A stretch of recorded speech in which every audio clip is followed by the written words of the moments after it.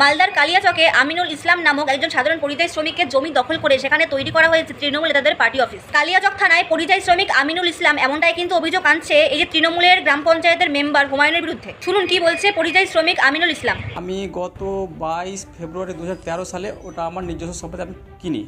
আমি একজন migrant labour, আমি মহারাষ্ট্র মুম্বাইয়ে কাজ করি।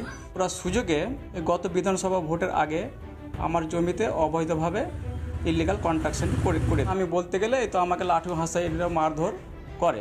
মুখ্যমন্ত্রী মহাশয়ের কাছে বিনীত আবেদন করছি যাতে আমার জায়গা আমি ফেরত পাই, সেই জমি যাতে পুনরুদ্ধার হয় সেই ক্ষেত্রে সে কালিয়াচক থানায় লিখিত অভিযোগ করেছে। পুলিশ প্রশাসন ইতিমধ্যেই তদন্ত শুরু করেছে। যে পার্টি অফিস অবৈধভাবে করে রেখেছে, আমরা বললে হুমকি দেয় যে জমিতে আসলেই ঘরের কথা বললেই জান থেকে মেরে দেবো। জায়গা দখল করেছে সামায়ন, হুমায়ুন, করিম, বুল্লু, রুমায়ুন, রানিং মেম্বার আছে টিএমসি।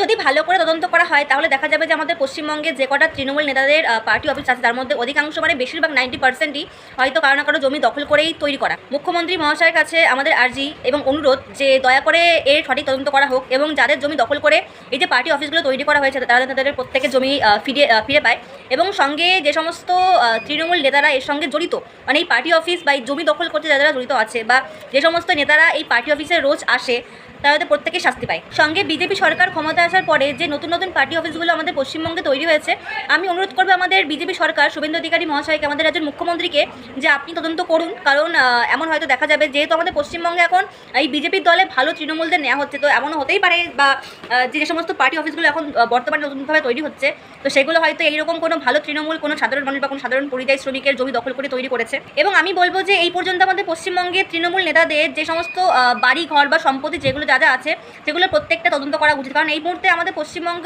তৃণমূল সরকারের আমলে যে পরিমাণে যে 80 লক্ষ কোটি টাকা যে ঋণ রয়েছে, তো হয়তো এইরকম পার্টি অফিস বা তৃণমূল নেতাদের সম্পত্তি যদি বাজেয়াপ্ত করা হয়, যদি তদন্ত করা হয় তাহলে দেখা যাবে যে এগুলো পুরোটাই কাটমানির উপরে তৈরি বা এগুলো ব্ল্যাক মানি, ব্ল্যাক সম্পত্তি।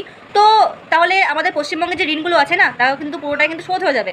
তো অবশ্যই রিকোয়েস্ট করবো আমাদের রাজ্যের মুখ্যমন্ত্রীকে যে আপনি তদন্ত শুরু করুন। এবং এই মুহূর্তে যে খবরগুলো সামনে আসছে যে প্রচুর পরিমাণে তৃণমূল নেতাদের সম্পত্তি বাজেয়াপ্ত করা হচ্ছে, মানে একজন সাধারণ নেতা বা নেতাদের ঘনিষ্ঠদের, এই তৃণমূল নেতাদের ঘনিষ্ঠদের যে পরিমাণে যে বিপুল পরিমাণে যে সম্পত্তি বা সোনা যে পাওয়া যাচ্ছে, খোঁজ পাওয়া যাচ্ছে, তো সেখানে দাঁড়িয়ে আমি বলবো যে এগুলো সঠিক পরিমাণে তদন্ত হওয়া দরকার। কারণ আমাদের পশ্চিমবঙ্গে যে পরিমাণে ঋণ রয়েছে বা আমাদের পশ্চিমবঙ্গে যেহেতু গত 15 বছর কোনো ডেভেলপমেন্ট হয়নি, তো সেক্ষেত্রে প্রশ্ন কিন্তু এটা আসছে তাহলে এই যে ডেভেলপমেন্টের নামে যে টাকাগুলো সরকারি খাতায় জমা পড়েছিল তাহলে এগুলো কোথায় গেল?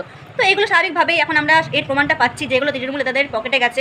আর তৃণমূল নেতাদের যে এত সম্পত্তি, কোটি টাকার বিশাল বিশাল যে বাড়ি ঘর সম্পত্তি রয়েছে, তো স্বাভাবিক সেগুলো হচ্ছে সাধারণ মানুষের এক কথায় রক্তচোষার টাকায় তৈরি। তো অনুরোধ করবো সঠিক তদন্ত করার জন্য এবং আমাদের পশ্চিমবঙ্গের এতে আশা করি যার ঋণ রয়েছে সব কষ্টটা হয়তো শোধ হয়ে যাবে। এবং ভিডিওটা ভালো লাগলে অবশ্যই প্রচুর পরিমাণে শেয়ার করবেন এবং অবশ্যই আমাদের রাজ্যের মুখ্যমন্ত্রীকে বা যে কোনো বিজেপি নেতাদেরকে আপনারা চাইলেই মেনশন করতে পারেন। কারণ আমি চাই যে এই ভিডিওগুলো যাতে প্রত্যেকটা বিজেপি নেতাদের কাছে পৌঁছায়, যে তারা যাতে জানতে পারে যে এগুলো নিয়ে কিন্তু আওয়াজ উঠছে, সাধারণ মানুষ এগুলো নিয়ে আওয়াজ তুলছে। তো অবশ্যই ভিডিওটা ভালো লাগলে প্রচুর পরিমাণে শেয়ার করবেন, কমেন্ট করে জানাবেন যে আমার ভিডিও আপনাদের কেমন লাগে। এবং গত 3 মাস ধরে, মানে এই যে ভোটের 1 সপ্তাহ আগে থেকে আমি ভিডিও খুব কম দিচ্ছিলাম, মানে গত 3 মাসে হয়তো আমি 30টা ভিডিও দিইনি। তার কারণ হচ্ছে আমার প্রচুর পরিমাণে জ্বর বা ঠান্ডা লেগেছিল, যার জন্য আমি ঠিক করে ভিডিও দিতে পারছিলাম না। আর আমি এই মুহূর্তে যেহেতু সুস্থ আছি তো আবারও আগের সে ফিরে এসেছি, মানে আগের মতো করে ভিডিও দেওয়ার চেষ্টা দিচ্ছি। তো প্রথম কিছুদিন হয়তো একটু সমস্যা হবে, তো চেষ্টা করবো যে আগের মতো রেগুলার কন্টিনিউ প্রতিদিন আপডেটগুলো দেওয়ার। তো অবশ্যই আমার ভিডিওগুলো ভালো লাগলে আমাকে সাবস্ক্রাইব করে যাবেন এবং প্রত্যেকে আমার ভিডিওগুলো দেখছেন অবশ্যই কিন্তু কমেন্ট করে জানাবেন।